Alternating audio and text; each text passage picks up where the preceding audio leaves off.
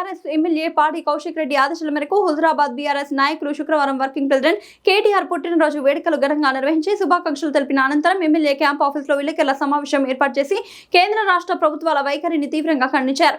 ఈ సందర్భంగా నాయకులు మాట్లాడుతూ ఢిల్లీలో విద్యార్థులు యువతపై జరుగుతున్న అణచివేతకు నిరసనగా కేటీఆర్ తన జన్మదిన వేడుకలను నిరాడంబరంగా నిర్వహిస్తూ వారికి సంఘీభావం ప్రకటించడం ఆయన ప్రజాస్వామ్య విలువల పట్ల ఉన్న నిబద్ధతకు నిదర్శనమని, ప్రజాస్వామ్యంలో ప్రతి పౌరుడికి రాజ్యాంగం కల్పించిన నిరసన తెలిపే హక్కును అణచివేయడం తగదని, కేంద్ర ప్రభుత్వం ప్రజాస్వామ్య విలువలను పరిరక్షించాలని, అదేవిధంగా రాష్ట్ర ప్రభుత్వం రైతుల సమస్యల పరిష్కారంలో పూర్తిగా విఫలమైందని విమర్శించారు.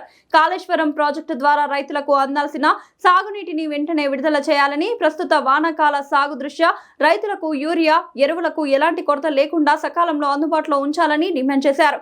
సాగునీరు, యూరియా సకాలంలో అందక రైతులు తీవ్ర ఇబ్బందులు ఎదుర్కొంటున్నారని, ప్రభుత్వం వెంటనే స్పందించి రైతులకు అవసరమైన అన్ని సౌకర్యాలు కల్పించాలని డిమాండ్ చేశారు. కార్యక్రమంలో రాష్ట్ర కార్యదర్శి బండా శ్రీనివాస్, మాజీ మున్సిపల్ చైర్పర్సన్ గందే రాధికా శ్రీనివాస్, పట్టణ అధ్యక్షులు కోలిపాక శ్రీనివాస్, కౌన్సిలర్లు తారా తిరుమల్ రెడ్డి, లావణ్య, బండా నరేష్, సర్పంచ్లు కట్కూరి మల్లారెడ్డి, జూపాక వెంకటేష్, ఉప సర్పంచ్ సతీష్, మాజీ కౌన్సిలర్లు అపరాధ ముత్యం రాజు, తాళ్లపల్లి శ్రీనివాస్, ఇమ్రాన్, కొండ్రా నరేష్, కోయాడ కమలాకర్, ఇతర నాయకులు పాల్గొన్నారు.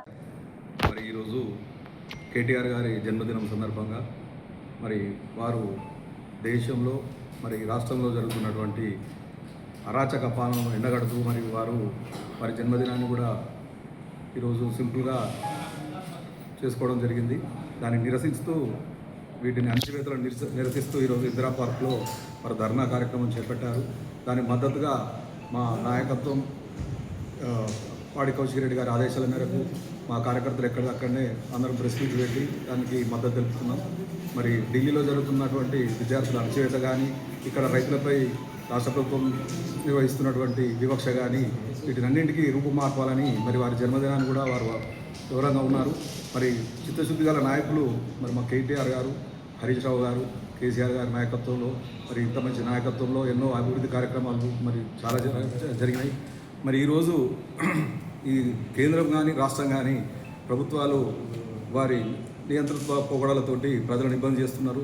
దయచేసి అలా జరగకుండా ఆ ప్రభుత్వాలకు బుద్ధి రావాలని చెప్పి మేమందరం దేవుని ప్రార్థిస్తున్నాం.